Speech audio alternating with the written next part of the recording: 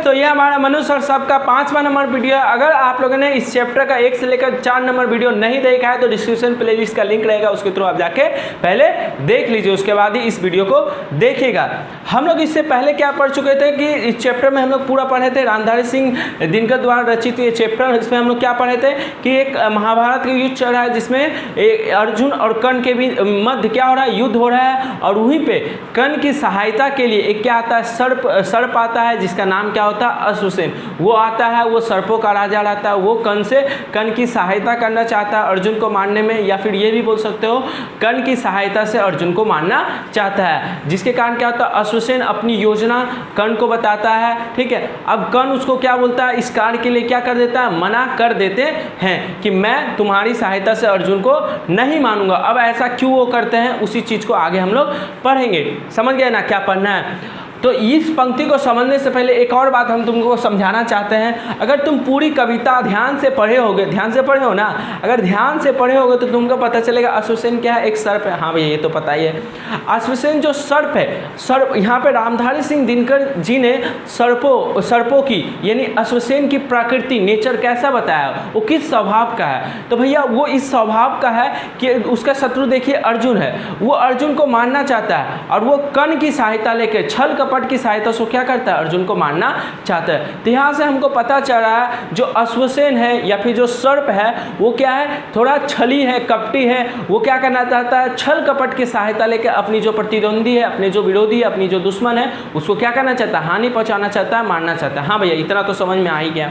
और क्या, अगर तुम हमारे आसपास में कुछ ऐसे लोग होते हैं, कुछ ऐसे लोग होते हैं जो क्या करते हैं, छल कपट का सहारा लेके अपने विरोधी, अपने प्रतिद्वंदी को क्या करना चाहते हैं, मारना चाहते हैं। तुम लोग क्या देखो हो ना, हाँ भैया हम लोग भी तो देखें, कुछ ऐसे ऐसे लोग हम भी जानते हैं। ठीक है, जो क्या करना चाहते हैं, हमेशा छल कपट करते हैं, उनके मन में ईर्ष्या जलन होता है और हमेशा क्या होता है, दूसरों की बुराई करते हैं, दूसरों की बुराई के बारे में ही सोचते हैं। तो उन लोगों में जो ऐसा करते हैं, नीच काम करते हैं, और ये जो अश्वसेन है जो एक सर्प है, उन दोनों में क्या समानता है भैया। ये अश्वसेन जो है वो छल कपट की सहायता से अपने दुश्मन को मारना चाहता है, और ये जो मानव है आज के समाज में कुछ ऐसे लोग हैं वो भी क्या करना चाहता है, छल कपट की सहायता लेकर अपने दुश्मन को मारना चाहते हैं। मतलब भैया इन दोनों की सोच क्या है, एक समान है। अश्वसेन जो एक सर्प है उसकी सोच और ये जो मानव है उन दोनों की सोच क्या है, एक समान। दोनों ही छल कपट के सहारा लेकर क्या करना चाहते हैं, अपने दुश्मन को मारना चाहता है। मानव मतलब संपूर्ण मानव का हम बात नहीं करें, कुछ ऐसे लोग होते हैं समाज में,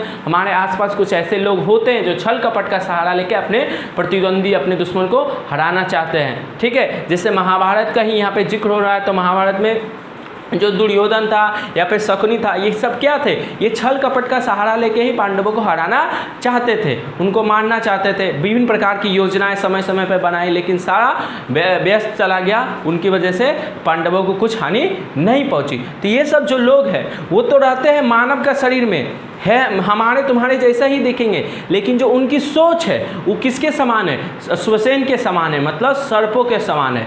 ऐसे मानव जो दूसरों को क्षति पहुंचाना चाहते हैं, ऐसा आदमी जो दूसरों को क्षति पहुंचाना चाहता है, वो तुम्हारे हमारे जैसा ही दिखेगा, लेकिन उसकी जो मानसिकता है, उसकी जो सोच है वो किसके समान है, अश्वसेन के समान है। तो ऐसे लोगों को हम बोलेंगे मानव रूपी सर्प। क्या, मानव के वेश में क्या, सर्प, सांप के समान आदमी। समझ गया ना, मानव रूपी सर्प बोलने का मतलब ऐसे लोग जो हमारे तुम्हारे जैसे ही दिखेंगे, लेकिन उनकी जो सोच रहेगी, उनकी जो मानसिकता रहेगा, उनका जो स्वभाव रहेगा वो किसके समान रहेगा, सर्पों के समान रहेगा, अश्वसेन के समान रहेगा, और वो भी छल कपट की सहायता लेकर अपने दुश्मनों को मारना चाहेगा। तो ऐसे लोगों को हम क्या बोलेंगे, मानव रूपी सर्प। समझ गया, उसी चीज का जिक्र यहाँ पे मिलता है। देखो ये जो प्रस्तुत पंक्ति है, ये कर्ण, जो कर्ण है वो किससे कहते हैं, अश्वसेन से कहते हैं। देखो क्या कहते हैं कर्ण, रे अश्वसेन तेरे अनेक वंशज है छिपे नरों में भी, सीमित वन में ही नहीं बहुत बसते हैं पुरग्राम घरों में भी, ये नर भुजंग मानवता का पथ कठिन बहुत कर देते हैं,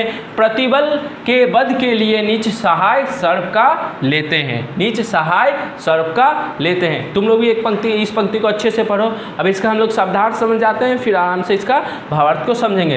तो नरो, नरो मतलब तुम लोग को पता है मनुष्य, पूर मतलब होता है शहर या ग्राम, शहर या फिर नगर बोल सकते हो। ग्राम मतलब गांव होता है, तुम लोग को पता है। नर भुजंग, नर मतलब मनुष्य और भुजंग मतलब सांप। तो मनुष्य के रूप में जो सर्प है, जो सांप है, ठीक है, उसी को बोलेंगे नरभुजंग। मनुष्य के रूप में जो अश्वसेन जैसी सोच वाले व्यक्ति हैं, जो छल कपट का सहारा लेकर दूसरे को मारना चाहता है, उसको बोलेंगे नरभुजंग। प्रतिबल मतलब शत्रु या ताकतवर शत्रु बोल सकते हो। सहाय मतलब तुम लोग को पता ही है, इससे पहले वाला वीडियो में हम लोग पढ़ाए थे, सहाय मतलब सहायक। तो इस पंक्ति का हम लोग क्या लिखेंगे, संदर्भ लिखेंगे। तो संदर्भ तो तुम लोग को पता ही होगा, लिखो जल्दी। प्रस्तुत पंक्ति हमारे पाठ्य पुस्तक साहित्य संचलन के पाठ मनुष्य और सर्प से लिया गया है, जिसके रचनाकार रामधारी सिंह दिनकर जी है। ये तो समझ में आ गया होगा, ठीक है। अब हम लोग प्रसंग के पहले व्याख्या पढ़ लेते हैं, फिर प्रसंग को समझेंगे क्या है। तो व्याख्या देखो, प्रस्तुत पंक्ति में कर्ण अश्वसेन से कहते हैं, पहले ही बता दिए पंक्ति कौन कहता है, कर्ण अश्वसेन से कहते हैं कि हे कर्ण, हे अश्वसेन, तुम्हारे वंशज में ही उत्पन्न होने वाली तेरी अनेक संतानें मानव रूप में इस पृथ्वी पर छिपी है। वे केवल वनों में ही नहीं, गांव और नगरों में भी रहते हैं, अर्थात छल कपट से दूसरों को हानि पहुंचाने वाले मानव इस पृथ्वी पर सर्वत्र उपस्थित है। ये नर रूपी मानवता का पथ कठिन कर देते हैं। ऐसे नीच व्यक्ति अपने शत्रु को मारने के लिए छल का सहारा लेते हैं। जो अश्वसेन की बातों को सुनकर वो जो सर्प है, उस बातों की सुनकर कर्ण क्या कहते हैं, देखो, रे अश्वसेन, तेरे जो वंशज है, वंशज मतलब तुम्हारी जैसे सोच रखने वाले जो व्यक्ति हैं, देखो वो क्या थे, वो जो अश्वसेन एक सांप था, ठीक है, अश्वसेन क्या था, एक सांप था। तो ये सांप का नहीं बात कर रहा है, ऐसे लोग जो अश्वसेन जैसे सोच रखते हैं, अश्वसेन जैसे प्रकृति स्वभाव वाले व्यक्ति को यहाँ पे बोला गया कि तेरे ही वंशज मतलब तुम्हारे जैसे सोच रखने वाले इस पृथ्वी पर सर्वत्र हैं। वो गाँव में रहते हैं, वो नगरों में रहते हैं, ठीक है। और ये लोग व्यक्ति क्या करते हैं, अपने प्रतिद्वंदी जो होता है, अपना जो दुश्मन होता है, उसको मारने के लिए क्या करते हैं, छल कपट का सहारा लेते हैं। ऐसे लोग पूरी पृथ्वी पर सभी जगह उपस्थित, चाहे वन हो, चाहे ग्राम हो, चाहे नगर हो, कि कहे सर्वत्र मतलब सभी जगह। तुम लोग को पता ही होगा, छल कपट की सहायता से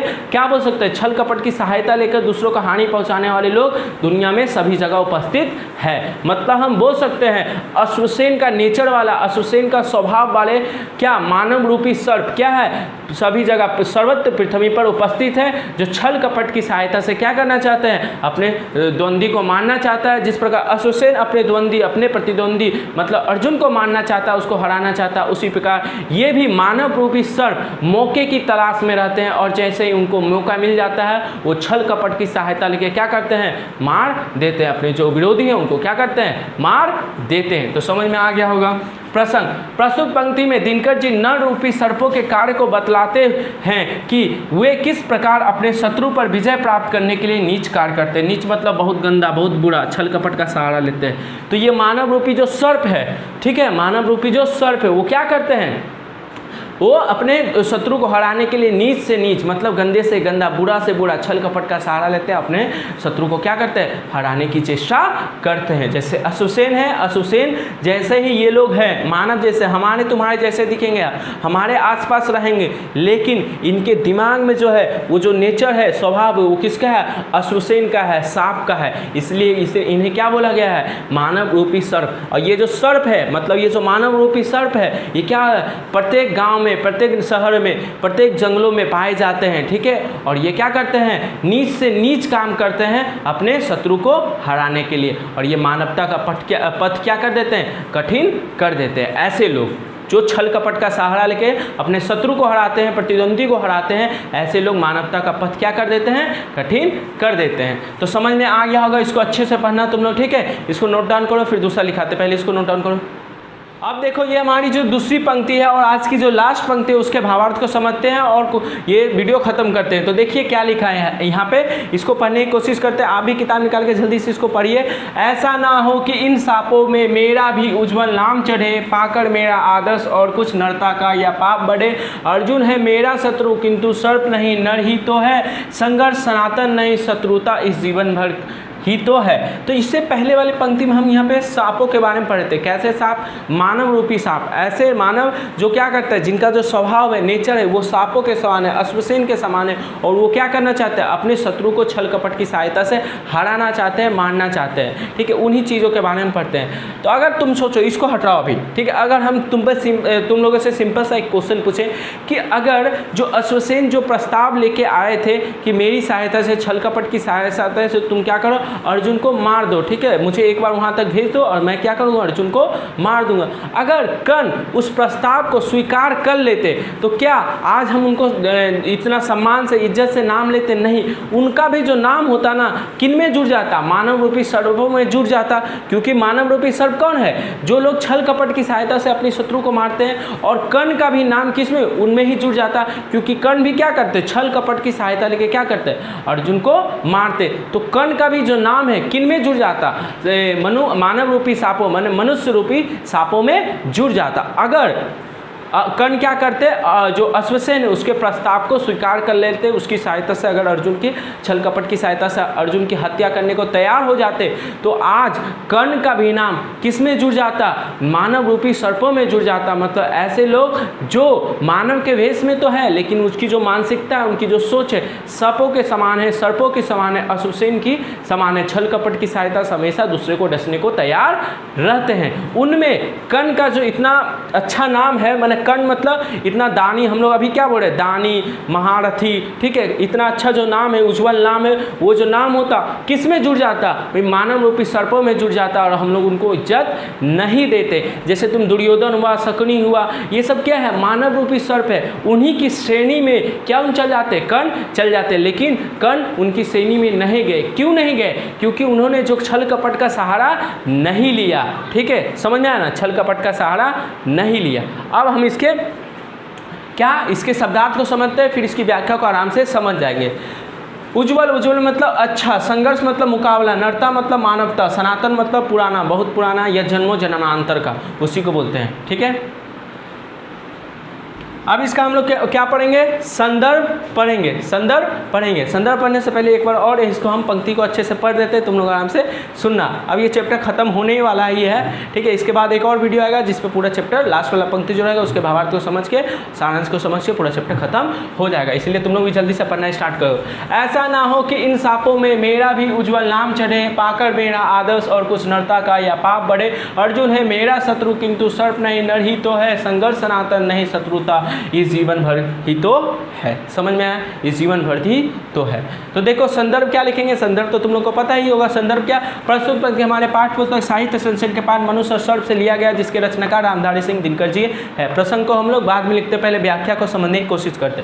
तो प्रस्तुत पंक्ति कौन किससे कह रहा है? कर्ण अश्वसेन से कहते हैं। ठीक है, देखिए क्या कहते हैं। कर्ण अश्वसेन से कहते हैं, यदि मैं तुम्हारे प्रस्ताव को मान लेता हूँ तो मानव रूप में जो सर्प इस समाज में मौजूद है उनमें मेरा भी उज्जवल नाम जोड़ दिया जाएगा। मतलब अगर बाई चांस कर्ण किसी प्रकार से अश्वसेन का जो प्रस्ताव था उसको अगर स्वीकार कर लेते, उसकी सहायता से अर्जुन की हत्या कर देते, तो आज कर्ण का नाम मानव रूपी सर्पों की श्रेणी में जुड़ जाता। मतलब ऐसे लोग जो छल कपट की सहायता से अपने प्रतिद्वंदी, अपने दुश्मन को मारते हैं, उस नाम में क्या होता? कर्ण का नाम सबसे पहले रहता, उनका नाम उस श्रेणी में जुड़ जाता कि नहीं? आज हम लोग क्या उनके नाम को इतने सम्मानित से महारथी कर्ण, महादानी कर्ण बोलते हैं? नहीं, क्योंकि अगर वो छल कपट का सहारा लेकर अपने दुश्मन को मानते हैं तो हम उन्हें क्या बोलते हैं? मानव रूपी सर्प ही बोलते हैं। क्यों मानव रूपी सर्प बोलेंगे? क्योंकि जो व्यक्ति मानव के भेष में छल कपट की सहायता से, जिसका स्वभाव सर्पों के समान है, जो छल कपट की सहायता से अपने शत्रु को मानता है, उसे तो क्या बोलते हैं? मानव रूपी सर्प बोलते हैं ना। और कर्ण भी क्या करते हैं? अगर छल कपट की सहायता से अर्जुन को मारते तो उनका भी नाम किस श्रेणी में जुड़ जाता? मानव रूपी सर्पों की श्रेणी में जुड़ जाता। मतलब उनका भी नाम शकुनी, दुर्योधन, उनके भाइयों की जो श्रेणी है, जो छल कपट के सहारा लेकर हमेशा दूसरों को हानि पहुंचाना चाहते हैं, उन श्रेणी में कर्ण का नाम सबसे पहले होता। ठीक है, मेरा या इस कार्य को आदर्श मानकर आने वाली पीढ़ी इस पापक्रम की ओर अग्रसर होगी, जिससे संसार में मानवता का नाश हो जाएगा। सही बात है कि नहीं? अब तुम लोग बोलेगा भैया कर्ण देखिए इतना बड़ा धनुर्धर है, इतना बड़ा दानित है, लेकिन कर्ण ने भी क्या किया? अपने शत्रु को मारने के लिए छल कपट का सहारा लिए, तो हम क्यों नहीं ले सकते? ऐसा तुम लोग के मन में भी आता ना? कोई ना कोई तो तर्क करता ही कि कर्ण देखिए, कर्ण इतना बड़ा दानी है, इतने बड़े महारथी, इतने बड़े राजा, इतने बड़े धनुर्धर, इतने बड़े शक्तिशाली व्यक्ति थे, उन्होंने भी छल कपट की सहायता से अपने शत्रु को मारा, तो हम क्यों नहीं छल कपट का सहारा ले सकते हैं? और पूरी दुनिया उनको आदर्श मानती, ठीक है, और उन्हीं के पद चिन्हों पे चलती। मतलब छल कपट की सहायता लेकर अपने दुश्मनों को मारने की सोचती कि नहीं? सिंपल सा बात है, अगर कर्ण करते ऐसा तो उनके पद चिन्हों पे उनके पीछे पीछे लोग चलते। हम लोग भी क्या करते हैं, हम लोग भी बोलते हैं कर्ण ने किया है तो हम भी करेंगे। कर्ण ने महारथी कर्ण ने महादानी कर्ण ने अगर छल कपट की सहायता लेकर अपने शत्रु को मारा है, शत्रु को परास्त किया है, तो हम भी क्या करेंगे, छल कपट का सहारा लेकर अपने शत्रु को परास्त करेंगे। तो ये इस समय छल कपट क्या होती, पूरी दुनिया में फैल जाती, लोग छल कपट का ही सहारा लेकर एक दूसरे को मारने को तत्पर रहते हैं। तो मानवता जो है वो क्या होती, पूरी तरीके से पृथ्वी से समाप्त हो जाती। अर्जुन मेरा शत्रु, उसके बाद देखिए अर्जुन है मेरा शत्रु किंतु सप नहीं नर ही तो है, संघर्ष सनातन नहीं शत्रुता इस जीवन भर ही तो है। उसके बाद अर्जुन कर्ण क्या कहते हैं, अर्जुन मेरा शत्रु अवश्य है। अर्जुन क्या है, मेरा परम शत्रु, मेरा सबसे बड़ा शत्रु है। ये किससे कहते हैं, अश्वसेन से कहते हैं। पर है तो मानव ही, लेकिन वो क्या है, वो भी एक मानव है। मानव मतलब वो एक अच्छा आदमी है, अच्छा व्यक्ति है, ठीक है। मानव रूपी सर्प नहीं, वो क्या है, मानव एक अच्छा व्यक्ति है, वो छल कपट का सहारा नहीं ले रहा है। हमारा ये जो संघर्ष चल रहा है वह जन्म जन्मांतर का नहीं है, मतलब कर्ण और अर्जुन के मध्य जो युद्ध हो रहा है ना, वो जन्मों जन्मों का नहीं है कि एक जन्म में हारे फिर दूसरा जन्म लिए फिर संघर्ष करे। ये जन्मों जन्मों का नहीं, ये क्या है, मात्र इस जन्म का ही तो है। अभी अगर उन दोनों में से कोई एक मर जाता तो ये जो शत्रुता थी, ये जो दुश्मनी था, वो क्या हो जाता, समाप्त हो जाता। वही बोलते हैं फिर हम लोग दूसरे जन्म में क्या पता भाई के रूप में जन्म लिया, कि अगर जन्म लिए तो शत्रु के रूप में तो जन्म लेने वाले हैं नहीं, क्योंकि ये जो हमारा शत्रुता है ये इसी जन्म का है। अगले जन्म में क्या होगा किसने देखा है, ठीक है। और हमारी जो शत्रुता है, जो दुश्मनी है, वो भी क्या हो जाएगी, जन्म जन्मांतर का नहीं, वो भी अगले जन्म में शायद खत्म हो जाएगी, ठीक है।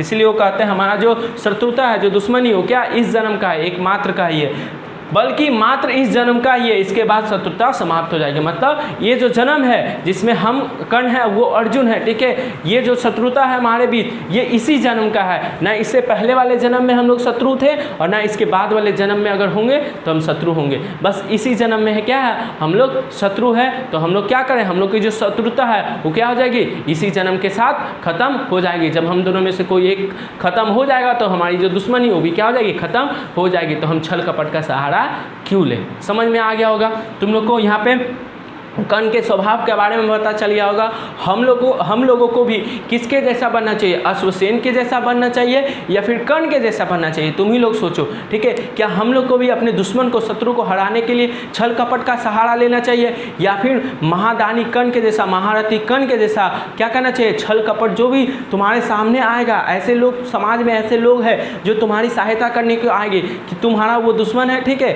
वो तुम्हारा वो दुश्मन है, और तुमको बोलेंगे तो हम तुमको तुम्हारी सहायता करते हैं, तुम ये कर दो जिसके कारण उसका नुकसान हो जाएगा। ऐसे लोग तुम्हारे सामने आएंगे। जैसे उस युग में आए थे अश्वसेन आए थे ना कर्ण के पास अर्जुन को मारने के लिए, अर्जुन को परास्त करने के लिए, उसी प्रकार तुम्हारे पास भी कोई आएगा, ठीक है, जो तुमको बोलेगा कि वो जो व्यक्ति है उससे जो तुम्हारी दुश्मनी है उसको हराने में, उसको परास्त करने में, मारने में मैं तुम्हारी सहायता करना चाहता हूँ या करूँगा, ठीक है। लेकिन ऐसे व्यक्ति को तुम क्या करना, त्याग कर देना, उसे व्यक्ति को बोलना तुम दूर चले जाओ, तुम्हारी सहायता की जरूरत नहीं है। जिस प्रकार कर्ण ने अश्वसेन को बोला कि तुम कहाँ चले जाओ, दूर चला जाओ, तुम जैसे कपटी छली आदमी क्या था, इस मानवता पे अभिश्राप है, इसलिए तुम क्या हो जाओ, मुझसे दूर हो जाओ, मैं तुम्हारी सहायता लेके कभी भी अर्जुन को क्षति, कभी भी अर्जुन को परास्त या हराऊंगा नहीं। यही संदेश कर्ण हमें इस कविता के माध्यम से, इस पंक्ति के माध्यम से रामधारी सिंह दिनकर कर्ण के द्वारा हमें देना चाहते हैं कि हमें कभी भी छल कपट के सहायता लेकर अपने दुश्मनों को हराने की सोचना